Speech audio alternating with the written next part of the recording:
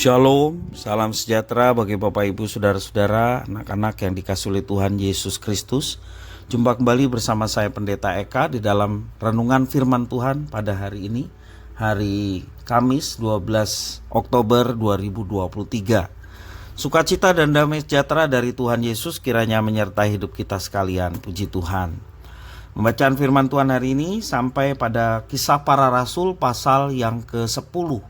Kiranya firman Tuhan memberkati kita sekalian. Baik, sebelum kita akan merenungkan bagian firman Tuhan hari ini, mari kita akan berdoa bersama.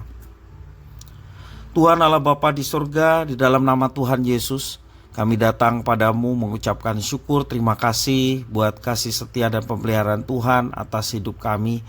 Biarlah semua itu membawa kami semakin mengenal pribadi Tuhan, dan pengenalan akan Tuhan juga mendorong kami untuk hidup taat akan firman-Mu. Karena itu kami mau terus membaca, merenungkan bagian firman Tuhan yang menjadi terang dalam hidup kami. Biarlah Tuhan memampukan untuk kami dapat memahaminya, serta Tuhan yang menuntun untuk kami menjadi pelaksana firman Tuhan. Terima kasih Bapa, demi nama Tuhan Yesus kami sedia untuk belajar firman-Mu. Haleluya, amin. Saya akan membacakan Kisah Para Rasul pasal 10 ayat 1 sampai yang ke-10 sebagai pembacaan renungan hari ini. Di Kaisarea ada seorang yang bernama Kornelius, seorang perwira pasukan yang disebut pasukan Italia. Ia saleh, ia serta seisi rumahnya takut akan Allah, dan ia memberi banyak sedekah kepada umat Yahudi dan senantiasa berdoa kepada Allah. Dalam suatu penglihatan kira-kira jam 3 petang, jelas tampak kepadanya seorang malaikat Allah masuk ke rumahnya dan berkata kepadanya, "Kornelius." Ia menatap malaikat itu dan dengan takut ia berkata, "Ada apa Tuhan?" Jawab malaikat itu, "Semua doamu dan sedekahmu telah naik ke hadirat Allah dan Allah mengingat engkau. Dan sekarang suruhlah beberapa orang ke Yope untuk menjemput seorang yang bernama Simon dan yang disebut Petrus. Ia menumpang di rumah seorang penyamak kulit yang bernama Simon yang tinggal di tepi laut."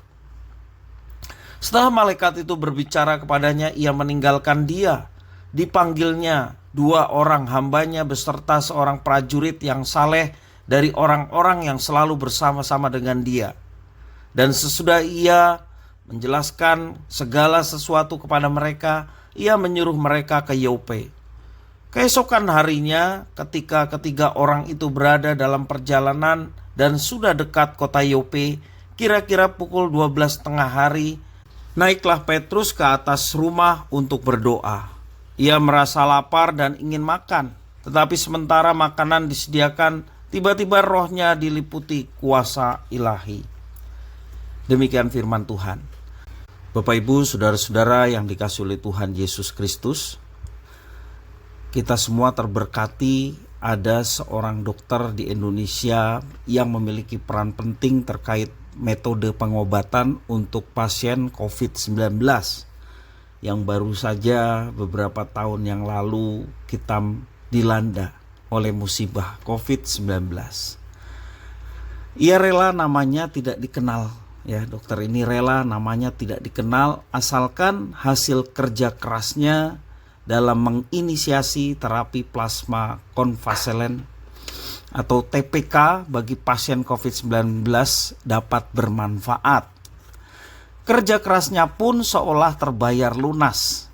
Semakin banyak orang yang disembuhkan berkat terapi yang dikembangkan oleh dokter ini. Ya. Bahkan pada akhirnya ia sendiri menerima penghargaan atas dedikasinya di bidang medis. Luar biasa. Nah, Bapak Ibu Saudara-saudara yang dikasihi oleh Tuhan, fakta hidup menunjukkan tidak semua orang yang berjasa besar bagi kehidupan manusia yang lain akan mendapatkan pengakuan dan penghargaan. Tak sedikit dari orang-orang ini luput dari jepretan kamera, tak pernah ditulis kisahnya, hingga tidak pernah dikenal oleh publik sampai akhir hayatnya. Namun apakah Tuhan juga melupakan kebaikan orang-orang seperti ini? Walaupun orang tidak mengenal, orang melupakan jasanya, tetapi dia betul-betul melakukan yang terbaik untuk sesama manusia. Tuhan tidak pernah melupakan kebaikan orang-orang seperti ini. Apalagi orang-orang itu melakukannya atas landasan melaksanakan firman Tuhan, mengasihi sesamanya seperti ia mengasihi Tuhan dan ia juga sudah dikasihi oleh Tuhan. Belajar dari kehidupan seorang perwira Italia, Cornelius. Dia adalah seorang perwira yang takut akan Tuhan, diberikan anugerah, ditemui oleh malaikat Tuhan. Kesalehannya dan perbuatan baik Cornelius berupa sedekah kepada umat Yahudi ternyata tidak luput dari perhatian Tuhan Allah yang berkuasa.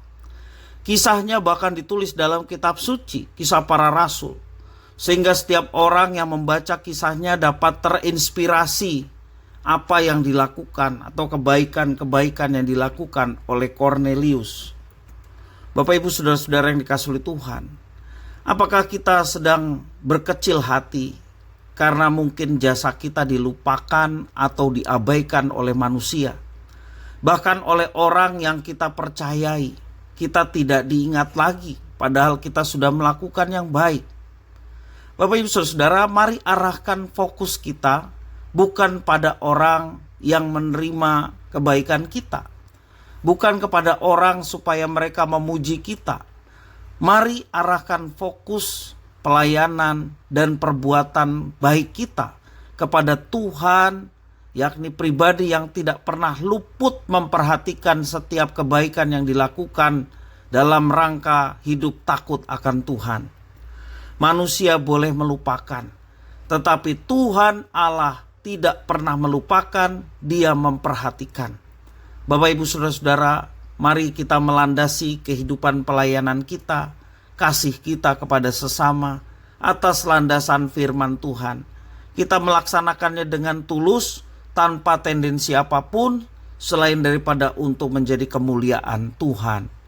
Ketika manusia melupakan, ingatlah masih ada Tuhan Allah yang melihat hidup kita. Kiranya firman Tuhan memberkati kita sekalian. Kita berdoa. Terima kasih Tuhan atas firman-Mu. Mampukan untuk kami menjadi pribadi yang senantiasa tulus melaksanakan kebaikan sebagaimana Tuhan ajarkan dan contohkan di dalam Yesus Kristus.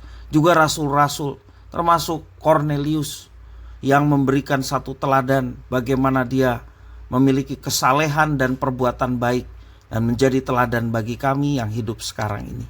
Terima kasih Bapa, mampukan kami untuk menjadi Cornelius di masa sekarang.